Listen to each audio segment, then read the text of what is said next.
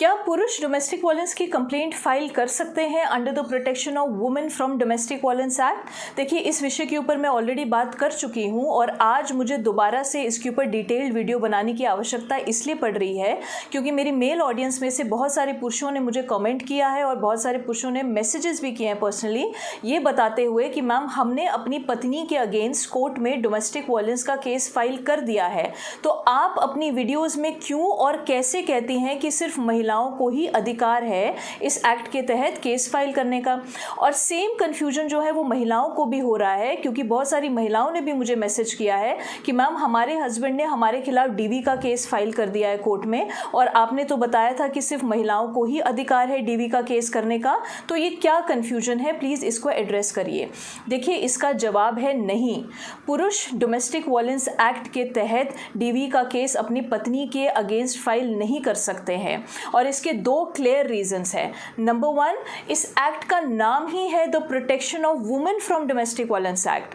ये जो कानून है ये बेसिकली एक सोशल बेनिफिशियल लेजिस्लेशन है जो महिलाओं को और उनके बच्चों को प्रोटेक्ट करने के लिए बनाया गया था 2005 में। तो इस एक्ट का नाम ही काफ़ी है ये साबित करने के लिए कि सिर्फ वुमेन को राइट दिया गया है इस एक्ट के तहत केस फाइल करने का। ठीक है जी। और दूसरा रीज़न है एग्रीव्ड पर्सन की डेफिनेशन।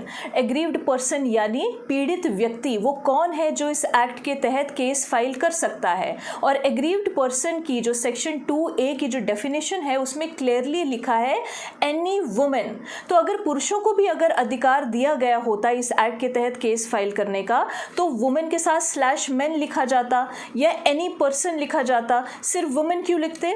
तो पुरुषों को इस एक्ट के तहत कंप्लेंट करने का अधिकार नहीं है, उनके पास और रेमेडीज अवेलेबल है दूसरे कानूनों के तहत जिसके बारे में मैं आने वाली वीडियोस में बात करूंगी। ठीक है जी।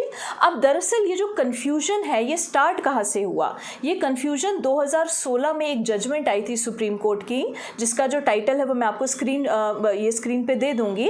उस जजमेंट में बेसिकली जो रिस्पोंडेंट की जो डेफिनेशन है, रिस्पोंडेंट यानी किसके खिलाफ आप केस फाइल करते हैं उसे रिस्पोंडेंट बोलते हैं। तो रिस्पोंडेंट की डेफिनेशन में क्योंकि तब्दीली लाई गई थी तो बहुत सारे लोगों ने इसको मिस इंटरप्रेट कर दिया कि पुरुषों को भी अब अधिकार दे दिया गया है डोमेस्टिक वायलेंस का केस फाइल करने का, which makes absolutely no sense.